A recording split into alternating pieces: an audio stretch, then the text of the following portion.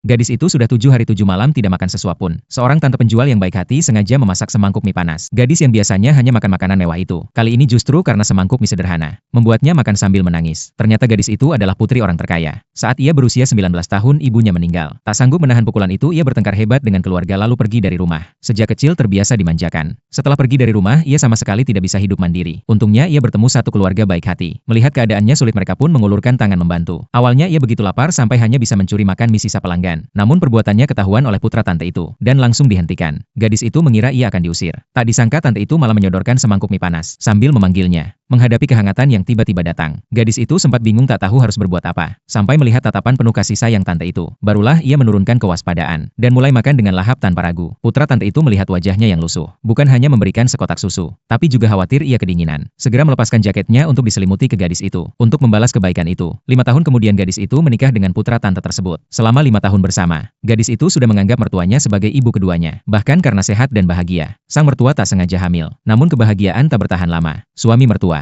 membawa ibu dan adik perempuannya yang sedang hamil 8 bulan dari kampung ke rumah. Katanya supaya adik mendapat lingkungan yang baik untuk menjaga kandungan. Wanita itu yang baru pulang ke rumah kaget melihat pemandangan itu. Melihat mertuanya yang cerewet dan sulit diajak bicara. Ia pun merasa tidak tenang. Suami mengatakan adiknya akan tinggal di rumah untuk menjaga kandungan. Tanpa tahu ibu dan anak itu punya niat lain. Mereka menganggap rumah putranya adalah milik mereka. Bahkan ingin merebut rumah dan mengusir wanita itu. Maka sang mertua mulai mempersulitnya di setiap hal. Memerintahkannya untuk melayani adik ipar selama 24 jam. Belum sempat ia mengiyakan. Ia sudah disuruh menangkap ayam untuk dibuat sup, agar adik iparnya sehat. Padahal saat itu ia sendiri sedang hamil. Belum sempat memberitahu suaminya. Ia kira suaminya yang biasanya perhatian akan membelanya. Namun suaminya malah berkata dingin. Ibu jarang datang, biarkan saja ia begitu. Ternyata suami selalu memihak mertuanya yang kasar. Sebagai menantu gadis itu, demi menyambut bayi di kandungan mertuanya. Dengan semangat membelikan banyak barang untuk mertua dan bayinya. Kebetulan hari ini adalah ulang tahun pernikahan ke-30 mertua. Juga hari ia tahu dirinya hamil. Ia pun tak sabar memberi kabar gembira itu kepada suami yang duduk di sebelah sang orang terkaya. Lalu ia memesan kue ulang tahun pernikahan ke-30 untuk mertuanya, yang dikirim langsung ke rumah mertua. Namun adik ipar salah paham mengira kue itu dari kakaknya untuk menyambutnya. Padahal sang kakak ingat tidak pernah memesan kue itu. Ia menebak kue itu dikirim oleh ketua direksi. Ternyata barusan, suami menerima telepon dari asisten ketua direksi untuk memberi selamat karena keluarga mereka akan bertambah anggota. Ketua direksi akan datang langsung memberi ucapan. Namun mereka tak tahu, ketua direksi itu adalah orang terkaya, sekaligus ayah dari gadis itu. Hanya saja hubungan ini tidak pernah diumumkan. Adik ipar yang baru kehilangan suami diam-diam punya niat lain. Ia menerobos masuk ruang pakaian pribadi gadis itu yang tidak pernah boleh dimasuki orang. Memilih gaun paling indah lalu memakainya. Berharap bisa menarik perhatian ketua direksi. Mertua yang jahat pun tak mau kalah. Memaksa mencoba pakaian milik menantu. Bukan hanya tidak muat tapi juga merobeknya. Saat wanita itu ingin menelepon gadis itu untuk memberitahu, suaminya malah merebut ponselnya. Bahkan menuduhnya sengaja memecah belah keluarga. Padahal masalah sebenarnya justru datang dari mereka. Mereka tidak hanya mencuri kura-kura panjang umur yang dikirim gadis itu untuk mertuanya, tapi juga merampas sepasang liontin giok kembar yang melambangkan